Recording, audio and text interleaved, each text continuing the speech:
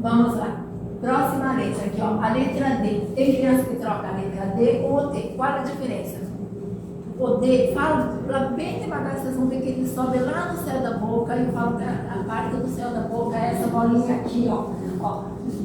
Já a letra T vai empurrar os dentes, ó. E a letra D vai subir, ó. Vamos parar. Já. D fica lá no céu da boca, né? É uma dica, que ajuda. Mas eles trocam essas quatro aqui com esse tipo de letra. Mas pelas histórias do livro e pelas que a gente vai inventando, criando, olhem bem, essa letra B, ela tem duas barriguinhas. Se eu tirar de cima, vai ficar só a outra barriguinha. Eu falo que a letra da barriga, porque parece que é mais fácil, ó. Ele estava com o cinto apertando, tinha duas barrigas. O cinto apertava muito, ele era barrigudo. Ele tirou o cinto, ficou só com essa barriga aqui, né? A nossa barriga está na nossa frente. Nós lemos indo para frente. Então, todas as vezes que a barriguinha está indo para frente, é a letra da barriga. Não está, é do W. E quantos alunos que é com essa dica que eu resolvo o problema? Porque eles trocam essas duas aí. Não sabem se é a letra P ou se é a letra Q. Ah, o palhaço caiu, a cama elástica jogou ele de volta, ele deu uma cambalhota. Caiu. A cama elástica que estava aqui, jogou ele de volta, caiu, e jogou ele de volta e virou uma cambalhota. Esse aqui está dando cambalhota? Não.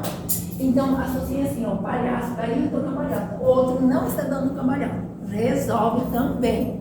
São dicas que vocês vão perceber na hora de trabalhar. Daí vem a letra Z, que o som Z.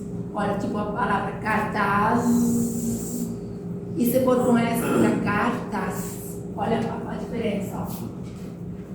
Cartaz e cartas. Ó.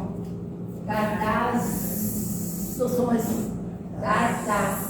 O som é um pouco diferente, não é? Então, a letra Z tem palavras que são escritas com S, mas o som é Z. Uma é a palavra casa. O que eu falo para eles? Que ela é trécida. Tinha vezes que ela adoecia. E quando ela adoecia, ela ficava tão fraquinha que ela não tinha voz para falar. Ela falava. Ficava com som de Z. Então, toda vez que ela estiver no meio de duas vogais, é porque ela está sendo amparada por elas. Ó, aqui, ó. Então ela fica com som de Z toda vez que duas meninas, duas vogais carregam ela. Ajuda. São dicas que ajudam.